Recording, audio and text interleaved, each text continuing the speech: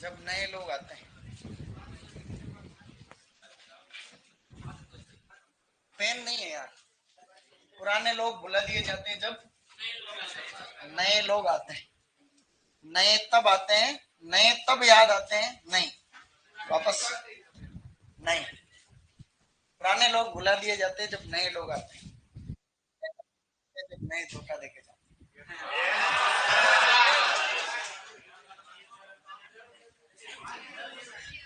सही नहीं। एक शानदार शानदार टॉपिक है, इंपॉर्टेंट वाला। उसका नाम है डिब्बा बंदी। बात करना अलाउ नहीं रहेगा। स्टूडेंट्स अब पढ़ेंगे अपन कैनिंग या डिब्बा बंदी। मेरी बात को ध्यान से सुनेंगे, लिखना नहीं है अभी, इधर देखो खाली। डिब्बे के अंदर फल सब्जियों को बंद कर देंगे, इसी को डिब्बा बंद कहते हैं। डिब्बा बंदी, फल सब्जियों को काट के डिब्बे में बंद कर देना, डिब्बा बंदी। बस दो बातें, एक तो डब्बा निर्जमीकृत होना चाहिए और एक उसमें हवा नहीं जानी चाहिए, वायु अवरुद्ध होना चाहिए डब्बा। ये कोई छोटे मोटी खोज नहीं थी। डिब्बा बंदी के जो पिता हैं वो है निकोलस एपर्ट। कौन है गाइस? डिब्बा बंदी के पिता है निकोलस एपर्ट। निकोलस एपर्ट का लेवल है। निकोलस एपर्ट ने 1804 में ऐसा बताया, प्रयोग किया पहले। इससे पहले बहुत दिक्कत थी ना। जैसे मीट है, लोग बाग जैसे मीट को खाते हैं, तो पहले, इससे पहले आज के 200 साल पहले क्या होता था? हजारों सालों का इतिहास।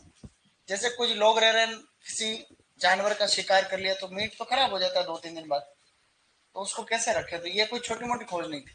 इन्होंने क्या, मीट के टुकड़े को गर्म किया और स्टेरलाइज्ड कैन में बंद कर दिया, तो मीट का टुकड़ा कई दिन तक खराब नहीं। तो ये एक वास्तव में लेवल वाली खोज। उसके बाद में इसके ऊपर व्यावसायिक रूप से काम चालू हुआ। इनको इतनी रेस्पेक्ट मिली कि इस डिब्बाबंदी को ही एपरटाइजिंग कहा जाने लगा। तो इस डिब्बाबंदी का अन्य नाम क्या है? एपरटाइजिंग, या बोटलिंग भी बोलते हैं इसको। बोलो एपरटाइजिंग। मतलब उन्होंने जो कैनिंग की रिसर्च की और इसके नाम से इसका क्या नाम है? एपरटाइजिंग ही बोलते थे इसको। ये तो खोज करी, लेकिन इसका जो व्यावसायीकरण किया, व्यावसायीकरण या व्यवसायीकरण, वो किया था विलियम अंडरवुड ने। किसने किया था? बोलो William Underwood. William Underwood 1817 America में। कहां पर? तो आपको कोई भी पूछ सकते हैं कि भाई डिब्बाबंदी के पिता कौन है,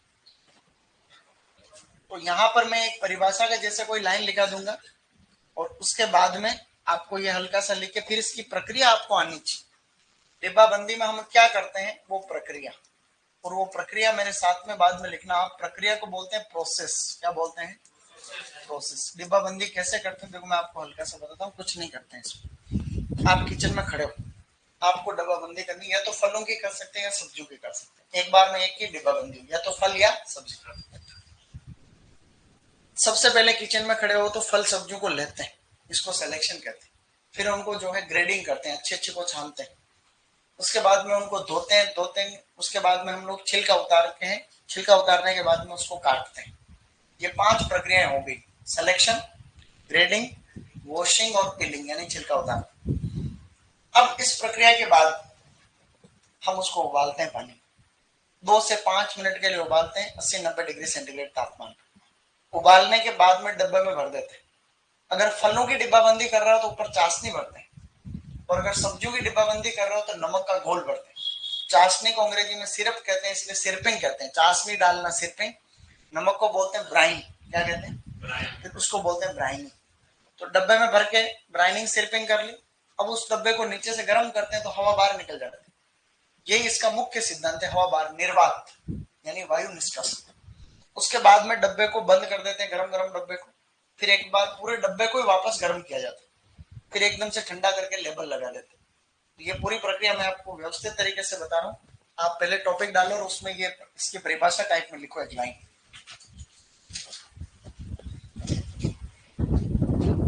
लिखो।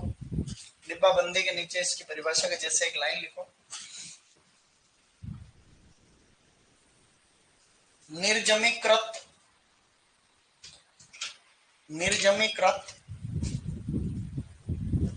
व वायु अवरुद्ध डिब्बों में,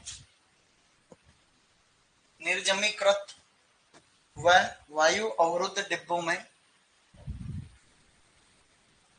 खाद्य पदार्थों को बंद करना, निर्जमीकृत व वायु अवरुद्ध डिब्बों में खाद्य पदार्थों को बंद करना ताकि लंबे समय तक भंडारण किया जा सके, ताकि लंबे समय तक भंडारण किया जा सके, ताकि लंबे समय तक भंडारण किया जा सके। ये तो मैंने ऐसे लिखे लाइन, पहले कभी नहीं लिखा, आज पहली बार लिखा रहा। निर्जमीकृत हमेशा गर्म से करते हैं, गर्म करके। तो निर्जमीकृत और वायु अवरुद्ध डिब्बों में खाद्य पदार्थों को बंद करना ताकि लंबे समय तक खराब होने से बचा सके या भंडारण किया जा सके। इसको अंग्रेजी में कहते हैं canning is the process of sealing food stuff hermetically in containers and sterilizing them by heat for long storage is called canning। अब लिखो पिता, ये तीनों पॉइंट लिखने।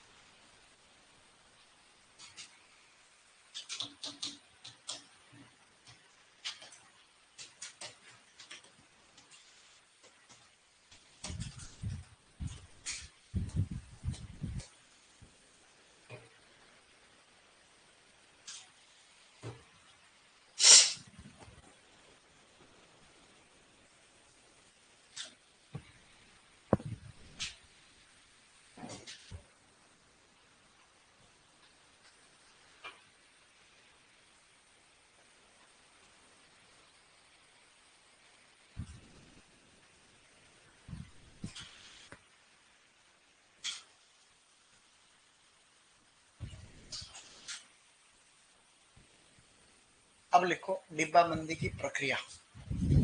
ये लिखने के बाद लिखना है डिब्बाबंदी की प्रक्रिया। डिब्बाबंदी की प्रक्रिया लिखनी स्टूडेंट्स। अब लिखो डिब्बाबंदी की प्रक्रिया।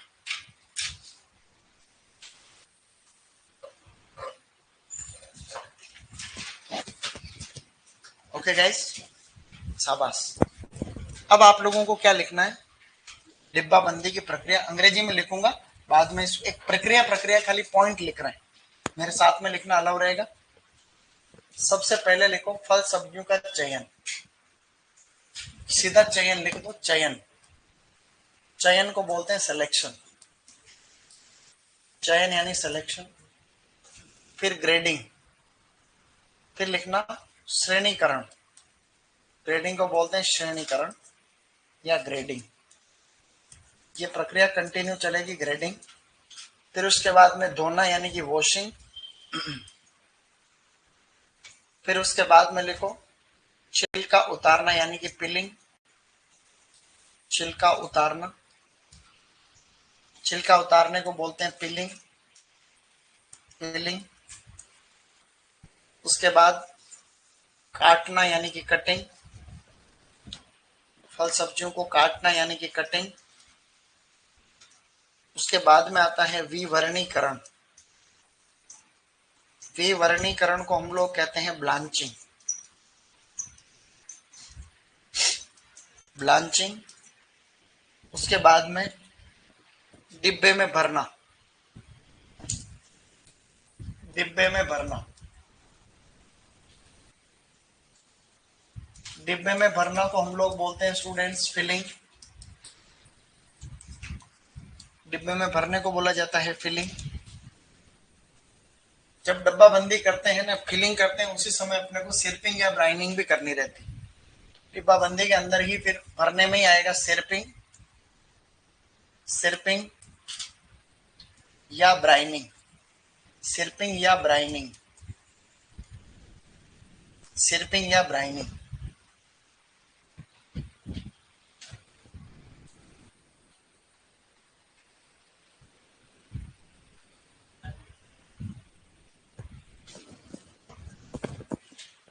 फिर लिखना है डिब्बा बंद करना, सीलिंग बोलते हैं उसको। डिब्बा बंद करना या डिब्बे बंद करना, इसको बोला जाता। अरे रुकना रुकना रुकना रुकना, नहीं नहीं तुम तो मत रुको, तुम तो लिखते रहो, मैं अपने आप को बोल रहा हूँ ताकि मैं यही लाइन लिखनी है वापस इसे, क्योंकि वायु निष्कासन करेंगे ना पहले। वायु निष्कासन, वायु निष्कासन को ही हम लोग निर्वात कहते हैं, अंग्रेजी में बोलते हैं एग्जॉस्टिंग। एग्जॉस्टिंग। उसके बाद में लिखना है डिब्बे बंद करना। डिब्बे बंद करना, डिब्बे बंद करने को ही सीलिंग कहते हैं स्टूडेंट्स। डिब्बा बंद करने को ही सीलिंग कहते हैं।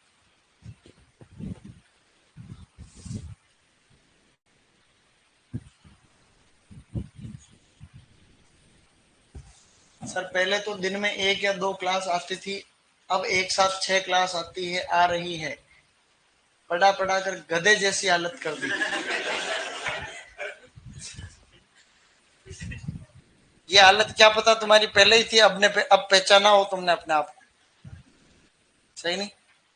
क्या पता तुम पहले से थे, अब पता चला हो, अपनी अपनी क्षमता का अब पता चला हो कि अपन इस तरीके से। 6 क्लास में कोई गधे थोड़ी होते, गधे तो 7 क्लास में है जो कि हम ले रहे हैं। तो डिब्बे बंद करना, उसके बाद में आती है संसाधन। बड़े लिखूं? ठीक है, बोल रहा हूं ना, देखो एक बार तो लिखो। इस पे क्या सारे आएंगे नहीं, इसलिए थोड़ा छोटा लिखना पड़ा। वायु निष्कासन या एग्जॉस्टिंग, जिसको कम दिख रहा है वो आगे आ जाओ ना, 2-3 आगे आ सकते हो। देखो एक जगह खाली, 5-5 बैठते हैं, 4-4 बैठे हुए हैं, यहाँ 3 ही बैठे हुए। नहीं नहीं कोई दिक्कत हो तो आगे बैठ सकते हो, ऐसे कुछ नहीं। इसके बाद में ठंडा करना। ठंडा करना को हम लोग बोलते हैं कूलिंग। कूलिंग। उसके बाद में है लेबल लगाना यानी लेबलिंग। लेबलिंग और भंडारण। लेबलिंग और स्टोरेज का मतलब भंडारण। इस प्रक्रिया को आप लोग आराम से समझ गए, अब एक एक करके पढ़ेंगे इसको।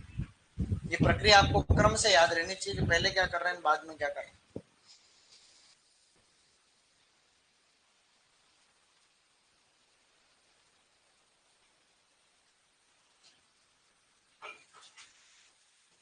ठंडी जीवाणु कोल्ड स्टेरिलाइजेशन में तो सारी किरणें काम में लेते हैं ना, अल्फा बीटा गामा अल्ट्रावायलेट सब। ये प्रक्रिया आपको क्रम से याद रहनी चाहिए कि पहले से लेके बाद में क्या कर रहे हैं। ये इसका क्रम पूछूंगा मैं टेस्ट, 5 क्रियाएं दूंगा उल्टी फुल्टी, उनको क्रम से जमाना है आपको, समझ गए? ऐसा क्वेश्चन आएगा। ब्लांचिंग के बाद में भी कई जगह मैंने कूलिंग लिखा हुआ है, लेकिन ये कूलिंग इतनी इंपॉर्टेंट नहीं है। मतलब इंपॉर्टेंट वाली कूलिंग कौन सी है? ये लास्ट वाली कूलिंग ज्यादा इंपॉर्टेंट। बाकी यहाँ पर भी कूलिंग है, लेकिन वो तो डब्बे में भरते हैं इसलिए सहूलियत हो, इसलिए वहां डब्बे में भरते समय थोड़ा कूल है भाई। यहां तक डन है। अब देखो ठंडे दिमाग से वापस इसको देखना एक बार। अभी किस किस के छूट रहा लिखना, 10-15 सेकंड में लिखो इसको।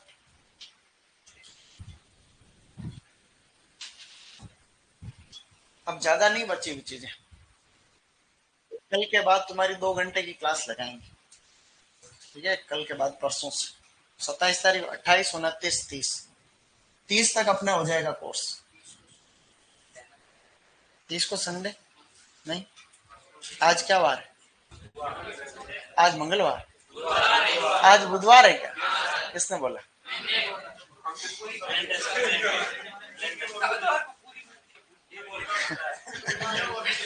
ये कह रहा है बुधवार को खीर पूरी मिलती है, हमको पूरा पता है। आज खीर बनी थी क्या? यार ऐसे बुधवार तो नहीं हो सकता आज, परसों संडे था, परसों संडे था, परसों संडे था, तो आज मंगलवार होना चाहिए। चलो इधर देखो, मुझे दिन का पता ही नहीं चल रहा है कब हो रहा है सही में। मेरे को लगा कि आज मंगलवार है। चलो फलों का चयन किया, ग्रेडिंग की, छान लिया, छान का मतलब छांट लिया, धोया, धो के छिलका उतार के काटा, यहाँ तक तो कुछ भी नहीं किया। उसको उबालेंगे थोड़ी देर के लिए, उसको ब्लांचिंग कहते हैं। उबालने के बाद में किस में भरेंगे? डब्बे में। अगर आपने फलों की डिब्बाबंदी करी है तो चाशनी डालेंगे गर्मा गर्म ऊपर, और अगर सब्जियां हैं तो उसमें नमक का घोल डाल देंगे ना, भर देंगे। उसके बाद डब्बे को गर्म करके हवा को बाहर निकालेंगे, उसके बाद में डब्बे को बंद कर लेंगे, गर्मा गर्म डब्बे को। फिर उसके बाद में उस डब्बे को ही गर्म करेंगे पूरे को। ये एक इंपॉर्टेंट प्रक्रिया है। फिर एकदम से ठंडा करके फिर उस पर लेबल लगा के भंडारण कर देंगे। कोई दिक्कत है क्या इसमें? दिक्कत है? अब लिखो नेक्स्ट, एक एक करके लिखेंगे। पहला लिखो चयन, फल सब्जियों का चयन। फर्स्ट पॉइंट लिखो फल सब्जियों का चयन। यह प्रक्रिया याद हो जानी चाहिए, इसीलिए एक साथ लिखाने का मतलब है। तो पहला पॉइंट आपको लिखना स्टूडेंट्स, फल या सब्जियों का चयन। ज्यादातर ये प्रक्रिया सब्जियों में की जाती है, ठीक है? फल और सब्जियों का चयन। ज्यादातर ये प्रक्रिया किस में होती है? इसमें लिखना, मेरे साथ लिखना अलाउ रहेगा। जहां कहूं इधर देखो, समझना आराम से।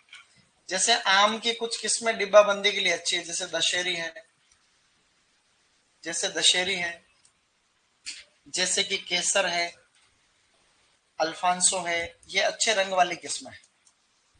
तो ये इनका ही चयन करना चाहिए, अल्फांसो वगैरह। अल्फांसो, अल्फांसो।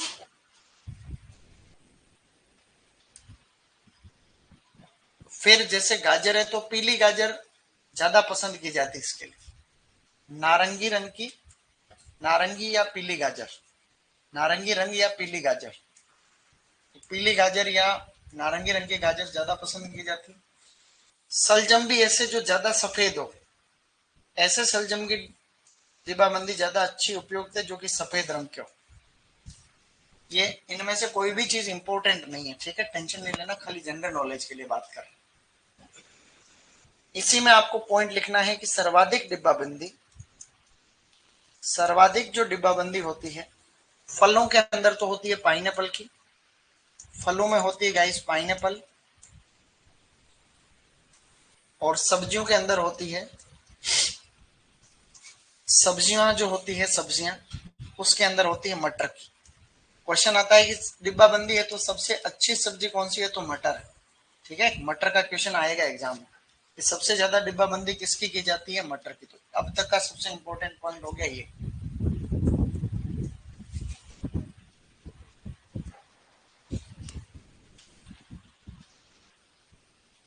जिसके पुराना सिलेबस छूट रहा है वो कोचिंग के निर्देशानुसार मैं करूंगा काम। जैसे कोई लेट आया है तो उसके लिए क्या करना है, तो वो जो भी तुम्हारी समस्या है वो सर को बता देना, ठीक है? जैसे कोई लेट आया क्लास में, उनका पुराना छूट रहा है, या तो वो ऐप से देखना पड़ेगा ऑनलाइन लेके, या फिर आपके कितनी क्लास छूट रही है, क्या है। तुम्हारे में से कौन कौन जो थे लेट आए थे, थर्ड बैच वाले, कब आए थे वो बता सकते हो थोड़ा बहुत? 5-7 दिन बाद, 10 दिन बाद? नहीं, शुरू कौन से टॉपिक से स्टार्ट हो रहा था है? हाँ, तो फिर तो 4-5 क्लास तुम्हारे क्या है? हाँ, तो कुल मिला के शुरू का मैटर है। या तो आप लोगों का एक आइडिया मेरे पास, नया बैच चल रहा है, उसमें मेरी क्लास लगेगी, पहले दिन से उसमें बैठ जाना थोड़े दिन। हाँ, चौथे बैच में मैं पढ़ाना स्टार्ट नहीं किया, मैं तुम्हारा खत्म होते अगले दिन से स्टार्ट करूँ। तो उधर बैठने के लिए सर को भी बोल के फिर बैठ जाना, ठीक है? टाइमिंग का भी इनको बोलना ही सर, ये दिक्कत है। आप लोग यहाँ से ग्रुप बना लेना 5-7 का, और ये विनय जी नहीं, इनको बोल देना मेरा नाम ले। मैंने उनसे बात हो गई, मैंने कहा कि ऐसा कर लेंगे तक पुराना नहीं छूटे, सही नहीं? आगे बढ़ो। अब आपको लिखना है श्रेणीकरण। श्रेणीकरण मैं चाहता हूं कि तुम अच्छा करो, और अपना सिलेबस हुआ भी बहुत सिस्टम से हुआ है, व्यवस्थित ही हुआ है सारा काम, नहीं हुआ? नोट्स भी अपने व्यवस्थित बने, नोट्स बनाना जरूरी है। नोट्स अच्छे नहीं बनते तो बाद में पढ़ने में मजा नहीं आता एक्चुअली। देखो, अब दो चीजें हैं, एक तो है ग्रेडिंग और एक है छटाई या फिर छांटना। इसमें 1 सेकंड के लिए अंतर समझेंगे। ये इंटरव्यू का क्वेश्चन है, ये ध्यान रखना। ये डिब्बाबंदी में मानेंगे नहीं याद रखो तो भी कहीं और याद रखो। ग्रेडिंग का मतलब होता है कि फल सब्जियों को रंग, वजन और आकार के आधार पर छांटना। जैसे कोई अच्छे एक जैसे दिखने वाले फलों को अलग ढेर में जमा दिया, एक जैसे साइज वाले को अलग जमा दिया, ऐसे जमाते हैं ना अपन, उसको ग्रेडिंग कहते हैं। लेकिन अगर किसी लोट में से जो क्षतिग्रस्त फल हो गए, जो खराब हो चुके हैं, क्षतिग्रस्त का मतलब कट फट गए, क्षतिग्रस्त को बोलते हैं इंजर्ड। क्या बोलते हैं? इंजर्ड, या उसको बोलते हैं डैमेज्ड। क्या कहते हैं?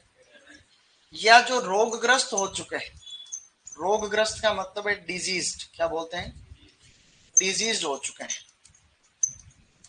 या फिर जो कच्चे रह गए हैं, यानी कि अपरिपक्व है। क्या है? या अपरिपक्व मतलब होता है इमेच्योर है। क्या है गाइस? इमेच्योर। इस आधार पे हम उनको छांट देते हैं, अलग कर लेते हैं, उस प्रक्रिया को शॉर्टिंग कहते हैं। समझ रहे हो? आपको पहला पॉइंट लिखना है ग्रेडिंग।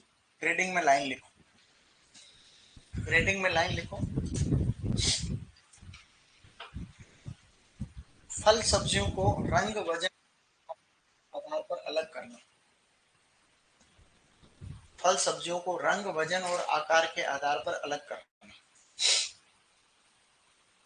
फल सब्जियों को रंग, वजन व आकार के आधार पर अलग करना। फल सब्जियों को रंग, वजन व आकार के आधार पर अलग करना। फल सब्जियों को रंग, वजन व आकार के आधार पर अलग करना। फल सब्जियों को रंग, वजन, अब लिखो शॉर्टिंग। क्षतिग्रस्त शॉर्टिंग में लिखना। ये दोनों क्वेश्चन है, ऊपर वाला फर्स्ट पेज में आया हुआ, नहीं एआरओ में, और ये नीचे वाला एसीएफ में आया हुआ, एआरओ और एसीएफ। क्षतिग्रस्त, रोगग्रस्त व अपरिपक्व फलों को छांटना, फल सब्जियों को छांटना। क्षतिग्रस्त, रोगग्रस्त व अपरिपक्व फल सब्जियों को छांटना या अलग करना। क्षतिग्रस्त, रोगग्रस्त व अपरिपक्व फल सब्जियों को अलग करना, व अपरिपक्व फल सब्जियों को अलग करना। रिपीट कर रहा हूं, आप लोग जो भी नहीं लिख रहे हैं ऑनलाइन वाले वापस लिखें। क्षतिग्रस्त, रोगग्रस्त व अपरिपक्व फल सब्जियों को अलग करना। ओके गाइस, अब आप इसके बाद में नीचे लिखेंगे धुलाई, यानी कि धोना। दो तीसरी क्रिया लिखो, धुलाई या फिर धोना। लिख पाए सब लोग आराम से? तीसरी क्रिया लिख दो, धुलाई। धुलाई का मतलब होता है वॉशिंग। धुलाई का मतलब है वॉशिंग। नेक्स्ट लिखना है वॉशिंग के बाद छिलका उतारना। अगला लिखो छिलका उतारना। छिलके को अंग्रेजी में पील बोलते हैं, इसलिए इस प्रक्रिया का नाम है पीलिंग। पील बोल रहे हैं इसलिए पीलिंग नाम। अब स्टूडेंट्स मेरे साथ ही लिखना अलग। पीलिंग में चार अलग अलग तरीके से छिलका उतारते हैं। जैसे अगर आप हाथ से छिलका उतार रहे हो उसको हैंड पीलिंग बोलते हैं। हाथ से छिलका उतारना हैंड पीलिंग। ऐसे फल सब्जियां जिनका अनियमित आकार होता है, यानी कि मशीन से छिलका जिनका उतारना संभव नहीं है, जैसे पपीता का छिलका मशीन से नहीं उतार सकते, आम का छिलका मशीन से नहीं उतार सकते, तो उनका फिर हाथ से उतारना रहता है, क्योंकि अनियमित आकार होता है तो मशीन में सेट नहीं हो पाते। फिर दूसरा है वाष्प पीलिंग, यानी कि भाप के द्वारा वाष्प या स्टीम पीलिंग। वाष्प पीलिंग यानी स्टीम या भाप से छिलका उतारते हैं आलू टमाटर में, आलू में और टमाटर के अंदर। कईयों के अंदर छिलके को जला देते हैं, जिसको हम लोग बोलते हैं फ्लेम पीलिंग। आग की जो लपटें होती है उसको फ्लेम बोलते हैं, उनके अंदर फ्लेम पीलिंग करते हैं, फ्लेम पीलिंग। तो फ्लेम पीलिंग जो होती है वो करते हैं हम लोग प्याज में, लहसुन, प्याज लहसुन। ये क्वेश्चन भी फर्स्ट ग्रेड में आया था अभी, कि फर्स्ट ग्रेड में क्वेश्चन आया कि फ्लेम पीलिंग किस में करेंगे, तो प्याज में और लहसुन के अंदर।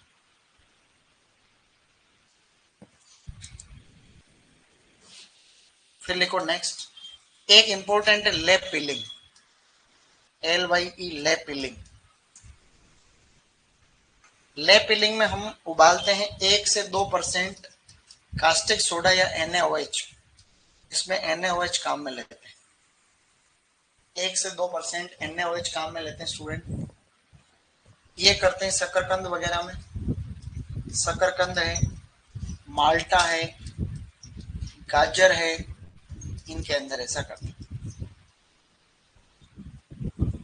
एससीएफ में क्वेश्चन आया था कि जो लेपिलिंग की जाती है, एससीएफ में क्वेश्चन आया जो लेपिलिंग होती है उसके अंदर कौन सा केमिकल काम में लेते हैं, तो NaOH, 1 से 2% NaOH लेपिलिंग। इसे याद रखना, ले NaOH ले ला दे ले NaOH क्या ले NaOH। तो लेपिलिंग में क्या करते हैं अपन, NaOH याद रखना है थोड़ा थोड़ा।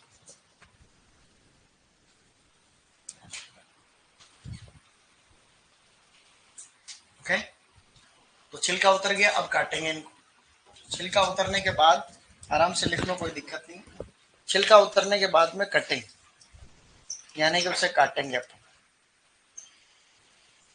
काट दिया, अब उनको उबालेंगे जो कि आगे है, पहले ये लिख। तो हाथ से छिलका उतार रहे अपन पपीता और आम में, वाष्प पिलिंग कर रहे हैं आलू टमाटर में, और फ्लेम पिलिंग यानी छिलका जला रहे हैं प्याज में लहसुन में, और ले पिलिंग कास्टिक सोडे के घोल में उबालते हैं तो छिलका उतर जाता है, शकरकंद का माल्ट। सही नहीं? अब यहाँ एक नोट करके लाइन लिख दो इसमें, इस छिलका उतारने के आगे लिख, चेरी का छिलका नहीं उतारा जाता है। चेरी नहीं होती, चेरी, चेरी, चेरी का छिलका नहीं उतारा जाता है, चेरी का छिलका नहीं उतारा जाता है। बस कटिंग हो गया। मैंने बोला था चेरी का छिलका नहीं उतारा जाता है स्टूडेंट्स। ओके गुड, ये हो गया लेपिलिंग। अब अगली प्रक्रिया थी 5 नंबर पे कटिंग, लिख ली। अब 6 नंबर पे आगे बढ़ना, सबसे इंपॉर्टेंट प्रक्रिया अब चालू हो रही है 6 नंबर, उसको कहते हैं विवर्णीकरण। स्टूडेंट्स, विवर्णीकरण को हम और नाम से जानते हैं श्वेतन। अंग्रेजी में सबसे फेमस जो शब्द फेमस है ब्लांचिंग, ब्लांचिंग। इसके अलावा इसको हम लोग स्काल्टिंग भी बोलते हैं, स्काल्डिंग। इसको प्री कुकिंग भी बोलते हैं, प्री कुकिंग, या इसको पार बॉइलिंग भी कहते हैं, पार बॉइलिंग। ये सभी इसी के नाम है। विवर्णीकरण को श्वेतन बोलते हैं, मुख्य नाम इसका ब्लांचिंग, और हिंदी में ये फेमस ब्लांचिंग।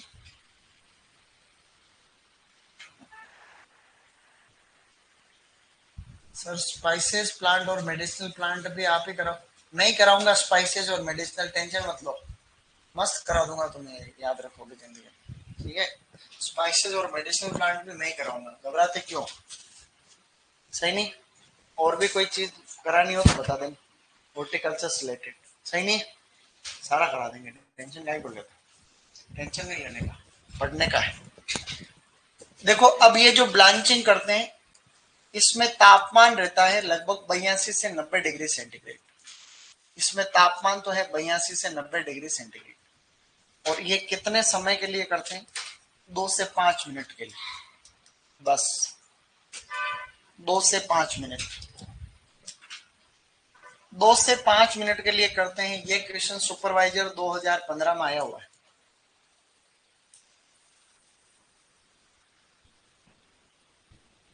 जयपुर से कौन कौन है? जयपुर से, जयपुर से कोई नहीं तुम्हारे पास? बहुत सारे।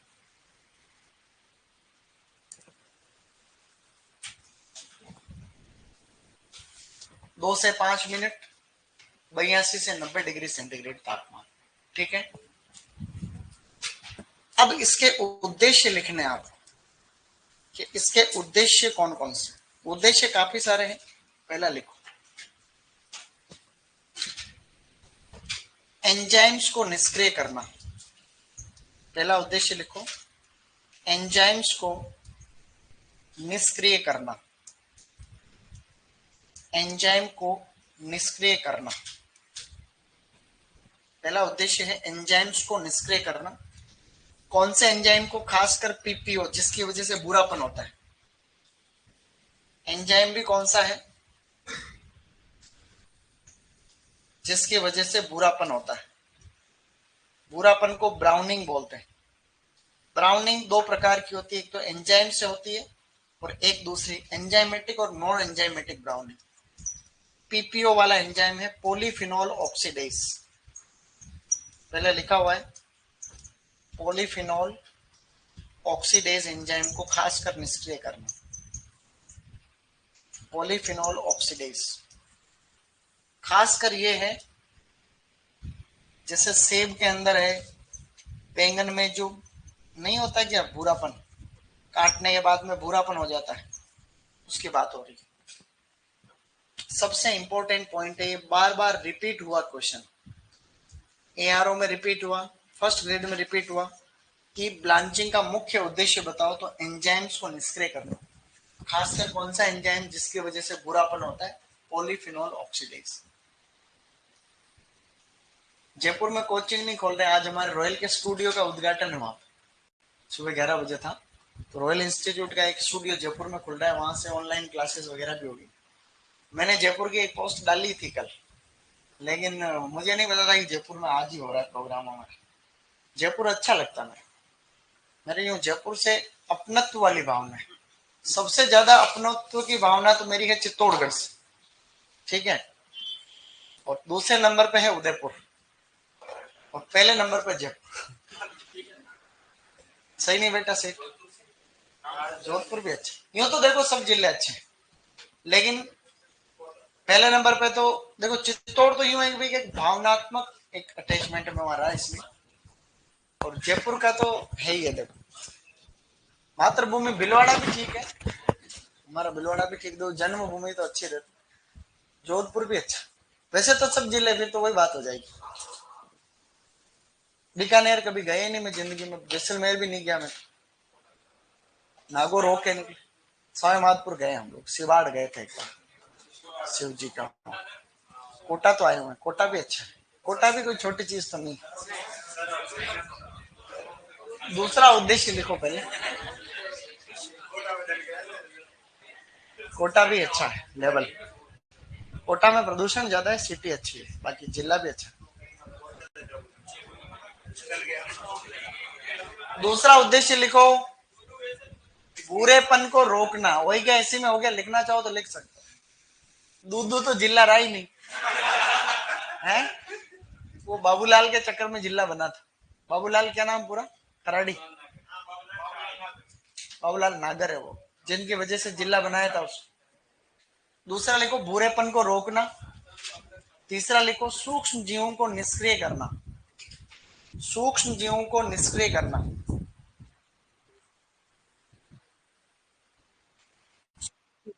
निष्क्रिय करना।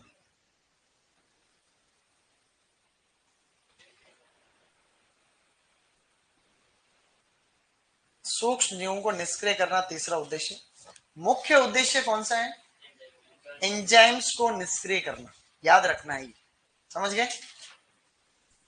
एंजाइम को निष्क्रिय करना मुख्य उद्देश्य है ब्लांचिंग का। अब नीचे लिखना इसका नुकसान, कि इसका थोड़ा बहुत नुकसान भी है।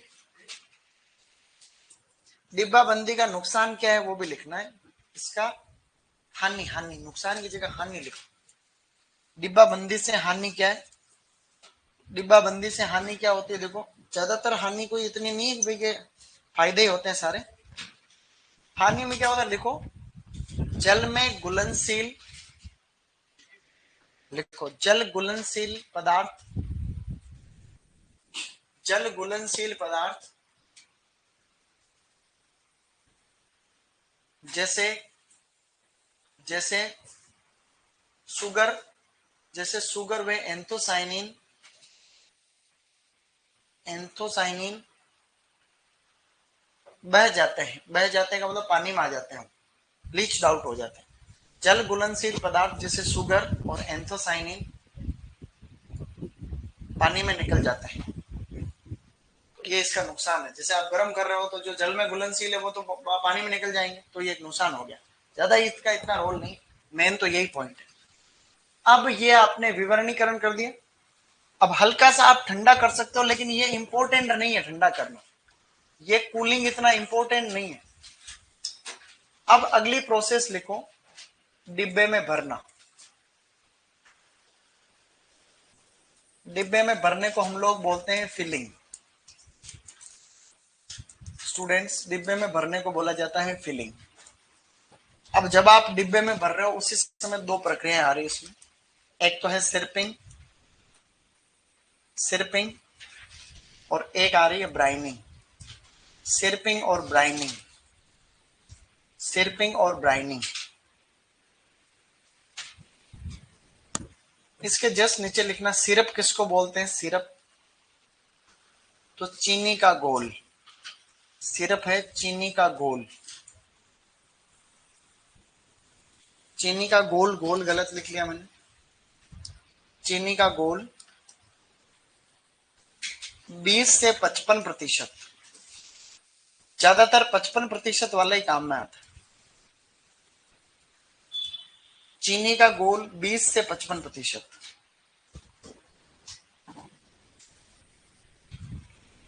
ब्राइन किसको बोलते हैं, नमक का घोल। ब्राइन बोलते हैं 1 से 2 या 3% नमक का घोल, नमक का घोल। ये ज्यादातर काम में लिया जाता है अम्लीय उत्पादों में। अम्लीय उत्पाद जैसे कि फल और टमाटर, फल प्लस टमाटर, फल और टमाटर में ये काम में लेते हैं। ये लेते हैं क्षारीय उत्पादों में। सिरपिंग की जाती है क्षारीय उत्पाद जैसे कि सब्जियां। ये दोनों ही काम करते समय तापमान गर्म ही रहता है। इस समय तापमान रहता है लगभग 79 to 82 degree centigrade. 79 to 82 degree centigrade. डब्बे को ऊपर से कितना खाली रखते हैं उसको हेड स्पेस कहते हैं, हेड स्पेस।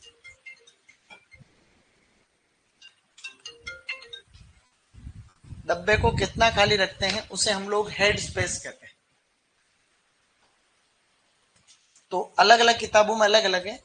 0.3 से 0.5 सेंटीमीटर, इधर भी 0.3 से 0.5 सेंटीमीटर, बट 12th की बुक के अनुसार आधे से पौन इंच।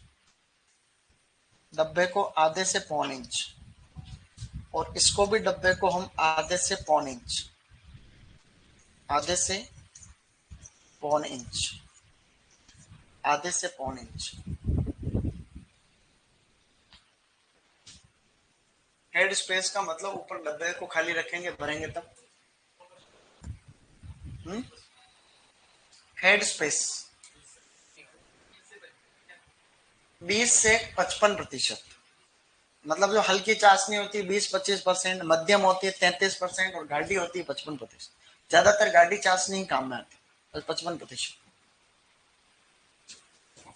कोर्स कब तक पूरा होगा, 30 तारीख तक, अनुमानित 30 तारीख तक।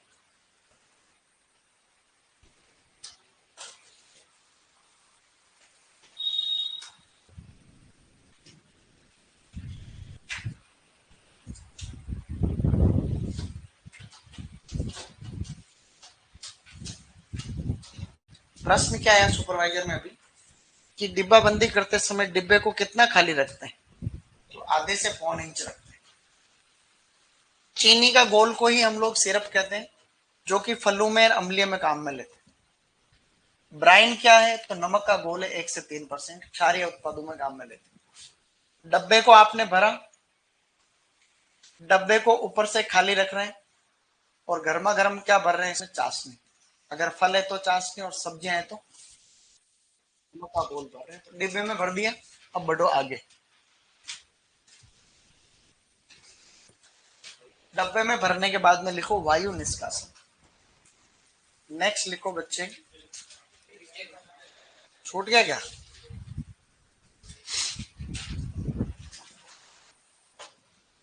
दूसरा उद्देश्य था भूरेपन को रोकना और सूक्ष्म जीवों को निष्क्रिय करना, हानिकारक सूक्ष्म जीवों को निष्क्रिय करना, मतलब सही नहीं। अब लिखो वायु निष्कासन या निर्वात।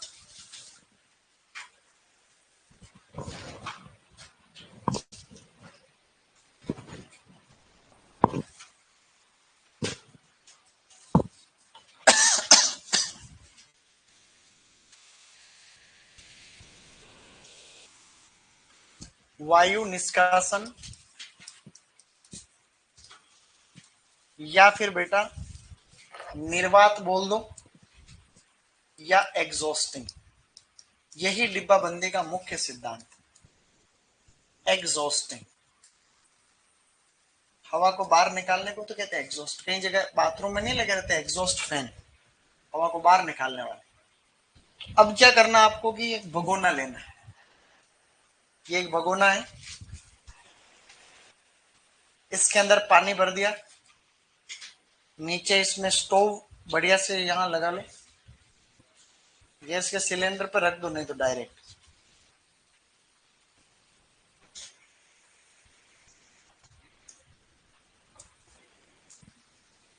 अब क्या करना है आपको, डब्बे को रखना है इसमें। ये सिलेंडर रॉयल कंपनी का, कहीं रख सकते हैं। ये डब्बे है सब, डब्बे को बंद थोड़ी किया हमने, बंद नहीं किया। डिब्बे के अंदर मटेरियल भरा हुआ है और इस डब्बे को गर्म कर रहे हैं सभी को। पानी को डब्बे का जो यहां से नीचे रखते हैं, पानी को ऊपर तक भरेंगे तो डब्बे में पानी भर जाएगा। तो जो पानी है उसका तापमान तो चला जाता है लगभग 82 से 100 डिग्री तक चला जाता है, लेकिन अंदर जो मटेरियल भरा हुआ वो रहता है 82 से 70। 70 या 82 से 70 थोड़ी हो सकता है, 82 से 87। ये इंपॉर्टेंट नहीं है तापमान। ये प्रक्रिया 6 से 10 मिनट के लिए की जाती है। डिब्बा बंदी का मुख्य सिद्धांत है, यहां लिखना डिब्बा बंदी का मुख्य सिद्धांत। अब सुन लो पहले 2 मिनट। अब ये अब ये डब्बे को गर्म किया तो हवा बाहर निकल गई। अब आपको गर्मा गर्म डब्बे को क्या करना है, बंद करना है। अब है डिब्बे बंद करना या डिब्बा बंद करना।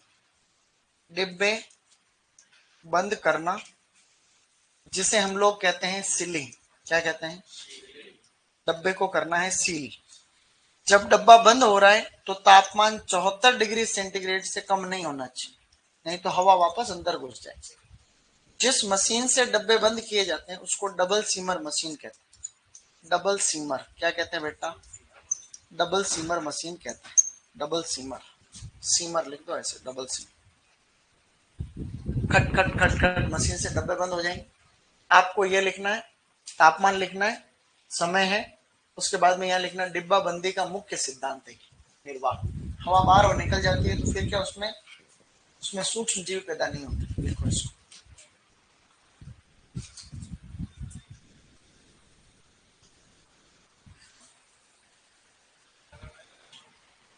डिब्बा बंदी का मुख्य सिद्धांत, एग्जॉस्टिंग डिब्बा बंदी का मुख्य सिद्धांत। हमने शुरू में लिखा था कि वायु अवरुद्ध डिब्बे में बंद कर।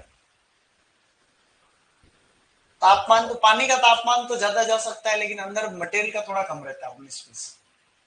देखो इंपॉर्टेंट नहीं है तापमान, जो इंपॉर्टेंट है बताऊंगा। ब्लांचिंग का इंपॉर्टेंट है और इसके आगे बढ़ रहे हैं उसका भी इंपॉर्टेंट।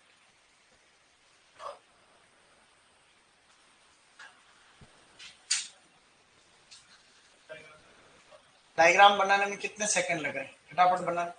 अगर बना नहीं है तो कितने देर लगे, 10 सेकंड। यूं किया ये भगोना और ये नीचे से बस ये करके गर्म करो, सही नहीं।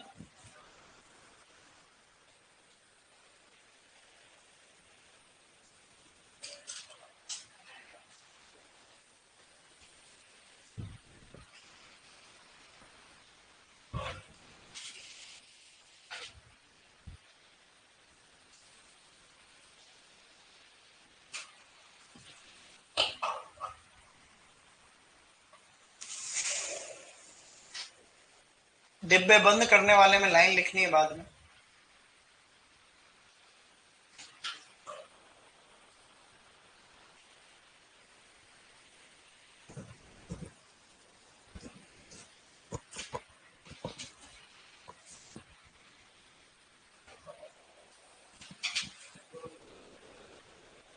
लिखो, डिब्बे बंद करते समय तापमान, 12वीं की किताब में तो 70 डिग्री सेंटीग्रेड लिखा है, बाकी सब में 74 है, तो 70 भी याद रख लेना। डिब्बे बंद करते समय तापमान, डिब्बे बंद करते समय, कई लोग तो भी फोटो बना रहे हैं, लिखो डिब्बे बंद करने में, लिखो डिब्बे बंद करना। डिब्बे बंद करते समय तापमान 74 डिग्री सेंटीग्रेड से कम नहीं होना चाहिए, अन्यथा डिब्बे बंद करते समय तापमान 74 डिग्री सेंटीग्रेड से कम नहीं होना चाहिए, अन्यथा हवा पुनः प्रवेश कर जाएगी, अन्यथा हवा पुनः प्रवेश कर जाएगी। डिब्बे बंद करते समय तापमान 74 डिग्री सेंटीग्रेड से कम नहीं होना चाहिए, अन्यथा हवा पुनः प्रवेश कर जाएगी। अब लिख लेना, मशीन लिख लेना, मशीन है double seamer, double seamer, double seamer, double seamer. Okay, अब क्या हुआ, अब डब्बे तो हो गए हैं बंद, अब इसको गर्म करेंगे एक बार और, पूरे डब्बे को इस गर्म करेंगे, उसको बोलते हैं संसाधन। सबसे इंपॉर्टेंट, संसाधन का तापमान आप लोग बहुत शानदार तरीके से याद रखें, इसको बोलते हैं प्रोसेसिंग। संसाधन को बोलते हैं बेटा प्रोसेसिंग। फलों को या अम्लीय उत्पादों को करते हैं 100 डिग्री सेंटीग्रेड के ऊपर, सब्जियां या क्षारीय उत्पादों को गर्म किया जाता है 115 से 121 डिग्री सेंटीग्रेड। अति महत्वपूर्ण क्वेश्चन है, मोस्ट इंपोर्टेंट, सुपरवाइजर में आने लायक। फल 100 डिग्री, सब्जियां 115 से 121 डिग्री पे गर्म करते हैं, संसाधन बोलते हैं उसको। एकदम से ठंडा करते हैं, वापस ठंडा करना कूलिंग बोलते हैं, ये कूलिंग ही इसकी इंपॉर्टेंट है। कूलिंग करते हैं 39 डिग्री सेंटीग्रेड के ऊपर, ये भी याद रखना है कि कितने पे ठंडा कर रहे हैं, ये भी क्वेश्चन आया हुआ फर्स्ट ग्रेड में। बस ठंडा करने के बाद में लेबल लगा दो, नाथूलाल मिष्ठान भंडार, ठीक है, लेबलिंग व भंडारण। इसके आगे कुछ ये जो भी होगा वो अपन और देखेंगे। ये पूरी प्रक्रिया आपको याद रहनी चाहिए एनी हाउ, समझ गए? ये अब प्रक्रिया तुम्हें याद भी हो गई वैसे ही। कल आते ही पहले तो डिब्बाबंदी की प्रक्रिया सुनूंगा मैं, तुम बोलोगे मैं सुनूंगा, मेरे साथ रिपीट करो, पहले लिख लो सब।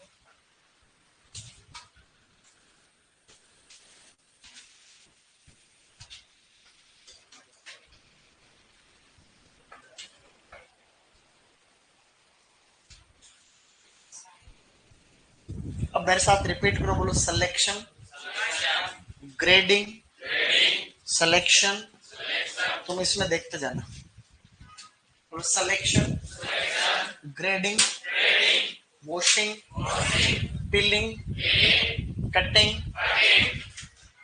इसके बाद में blanching, cooling, filling, syruping, brining, exhausting, sealing, processing, cooling, labelling, storage. समझ गए? ये प्रक्रिया ऐसे याद रहनी चाहिए है। क्या लास्ट वाली क्या ये लिखा दिया ना, बस केवल नाम ही लिखना, लेबलिंग और स्टोरेज में लिख लो ना, तो नंदू हलवाई है, तो और तो क्या ही लिखोगे, याद रहेगा। गुड, तो आज के लिए काफी है।